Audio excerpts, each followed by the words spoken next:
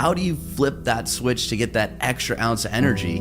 Because once I know that pilot light is lit and that water's boiling, well, then you feel like you can take on everything. Right. But a lot of us are feeling our pilot light flicker and that self-doubt creep back in, even though we're challenging ourselves.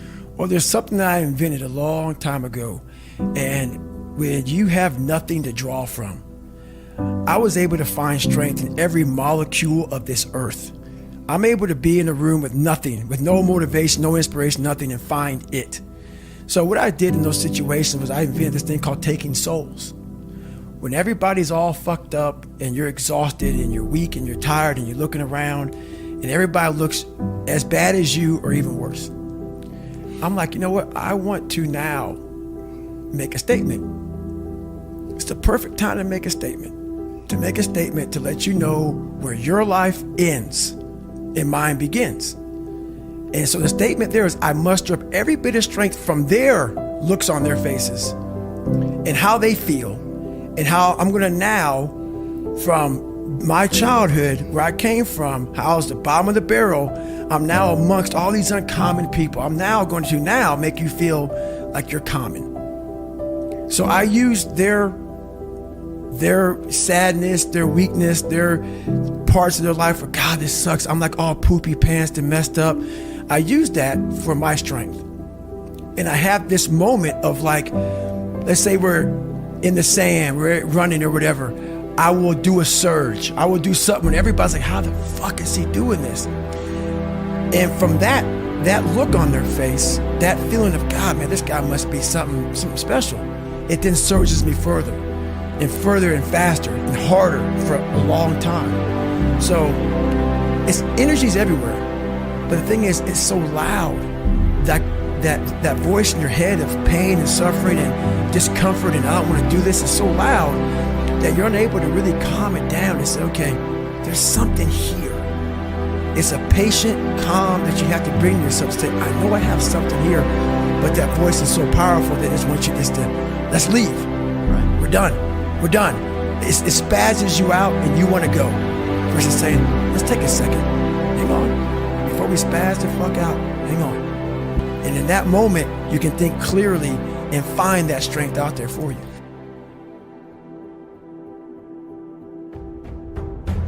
A lot of us don't know of a whole nother world that exists. It's on the other side of suffering.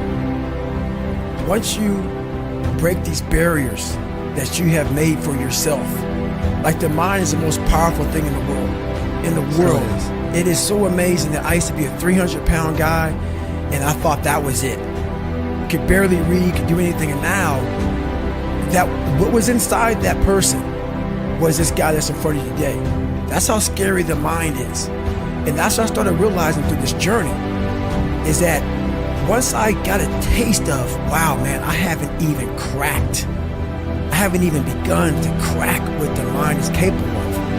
And when I started realizing is on the other end of suffering, that's the real growth of life, because you realize how the mind processes shit. And I talk about another thing called theory and practice. A lot of people are theorists. These smart guys that read these fucking books and shit, man, they sit down and they tell you what the mind is supposed to do. And a lot of us listen to that shit. It becomes like, this is it, man. This old man who has been studying the mind forever, this is the cap that we have. By being a practitioner, I went out and realized a lot of these guys are so wrong, man. The mind has capabilities that are so unknown. I found that through suffering. And there's a whole other world on the other end of that.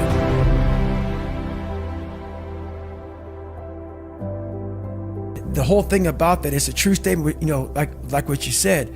Our mind wants to protect us. The mind is like, honestly, it has a tactical advantage over us. It knows our deepest, darkest fears or insecurities. It knows where we start to feel, we start getting that doubt creeping that says, hey man, you know what, man, maybe this isn't good. Let's go back home to the wife. Let's go back home to the kids. This is not comfortable. So in that moment, the mind directs us. It's a protective mechanism.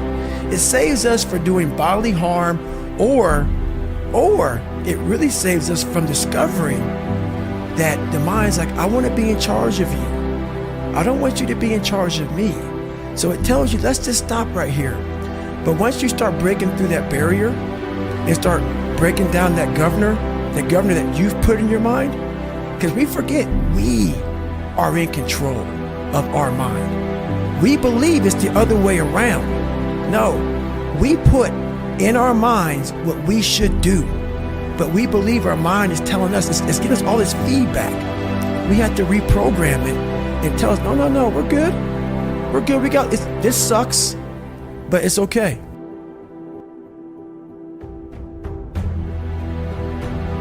Once again, it goes back to open-mindedness.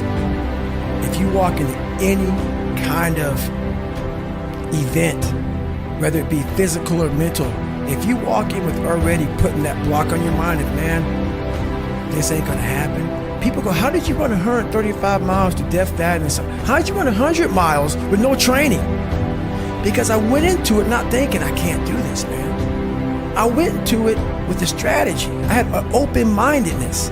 So until your mind is open to the possibilities that I can do this, you would never be able to do it. Once the mind starts to believe it can be achieved, it then, only then, does it start to break down tactically how we can do this.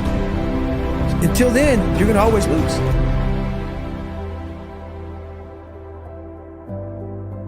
I have so many conversations in my mind because so many times I want to quit. Sure. But this is what it is. This is what I figured out. I was so afraid of myself that I had to figure out, I became a master of my mind. People, when you're afraid of something, you have to master it. That's how you start to overcome it. So what I realized, when I get to that point where I want to quit, everybody, they get to the point where they want to quit. This is what happens. The mind tells you, let's go home. Let's take a warm shower. Let's get some food. This is not right. This is that. If you cannot answer the questions at that moment, because your mind's gonna start giving you all these questions. And if you can't answer them, you're going to quit. What I realized when I was going through Buds, Ranger School, all this 100-mile race, 200-mile races, pull-up records, my mind would come creeping in. Like when I was doing 4,030 pull-ups at 2,000 pull-ups and my hands were ripped open, my mind said, look, brother, we've done all these other things. You've proven yourself. You're good. If I didn't have the answer to respond to my mind and say why I'm here, why I'm doing this, you will always lose that fight. You have to have the response to what your mind is going to tell you. And another thing about that is self-talk. A lot of people have like these big four on mental toughness. All that shit is crap about self-talk, visualization. It's true. But the thing about self-talk and all these things, they ask me, what do you think about when you're on mile 100 of a 205-mile run? What are you thinking about when you realize you've run for 24 hours and you have 24 more hours to run and you have another 105 miles? What goes through your mind? What do you say to yourself? I want to know. A lot of people think self-talk works. It does, but it doesn't work without the suffering before your mind starts saying we need self-talk. So what I tell myself is I go back to the months and years of preparation to get to that day. And I'm telling myself, the 3:30 in the morning, and I'm looking at my shoes, and I want to go out there and run 30 miles. I have to, in that second, in that moment of this self-talk, my mind saying, you gotta find more, you gotta find more. I once again calm down, go back into my mind, in my cookie jar, I call it, and I have to reflect back on the shit I did to get here. And that becomes my self-talk. Self-talk does not work unless it is real. Most of us lie to ourselves in the self-talk. It doesn't work. It has to be real. It has to be something that you've done to make it really work.